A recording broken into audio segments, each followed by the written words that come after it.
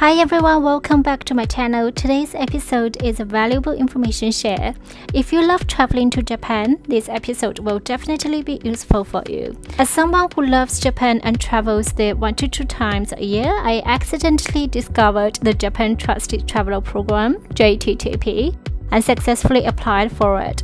So I want to share my experience with you. What is the Japan Trusted Traveler Program? It is a pre-screening program for travelers with short-term stays for business, visiting family, tourism, etc., allowing them to bypass manual inspections and directly use automated gates for entry and exit, similar to the US Global Entry Program. The Japanese government conducts pre-screening for applicants and grants automatic clearance to those identified as low risk. Previously, the JTTP had high eligibility criteria, requiring applicants to be Japanese government employees or executives or employees of Fortune 500 companies and to travel to Japan a certain number of times annually. However, the situation has changed. According to the website of Japan's Immigration Bureau, you can apply if you meet the relevant conditions.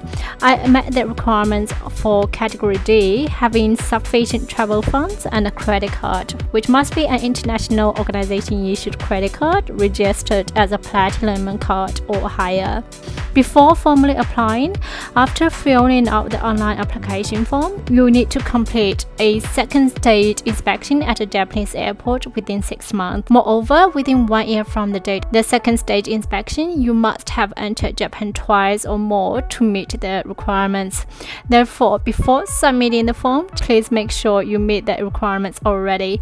If all conditions are met, we can now officially start the application process. If you haven't registered, create a new account. Registration requires personal information such as name, birthday, gender, nationality, self-set ID, and email. After entering this, click Confirm. You will receive an email containing your password, then return to the JTTP application system homepage. Click the orange button and enter your account and password to log in. The information required includes name, birthday, gender, nationality, passport number, passport issue date, passport expiry date, country of residence, city of residence, occupation, intended date of entry, and company or school. Then the photo must be taken within 3 months in JPEG format, not exceeding 1.5 MB with a 3:2 aspect ratio, and generally similar to a passport photo.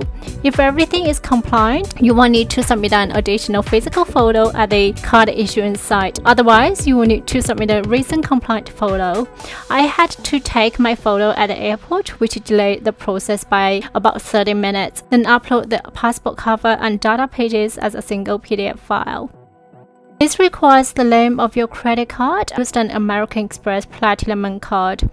Then you can submit your application. According to the official Japanese statement, pre-screening takes about a month. I received an email the day after submitting my application stating that my application was received. I waited until I entered Tokyo and I was in the airport, then received an email saying please proceed to take the second stage examination at one of the designated registration places by bringing the originals of the documents submitted in the initial examination within 5 months of receiving this email. You can only proceed with the second stage inspection upon receiving this email. This time we entered through Narita Airport. After arriving at the airport, I first went to a convenience store to buy 2,200 Japanese yen revenue stamp, which is required for the processing. Then I went to get my photo taken, then go to the departure hall and find counter A. A small office for processing is next to counter A. If all documents are complete, it takes about 15 minutes to receive the card. The second stage inspection is actually very simple. It mainly involves verifying that all your information is correct. I haven't used it to enter Japan yet, but I'm looking forward to bypassing the complicated entry procedures and using the automated gate directly next time.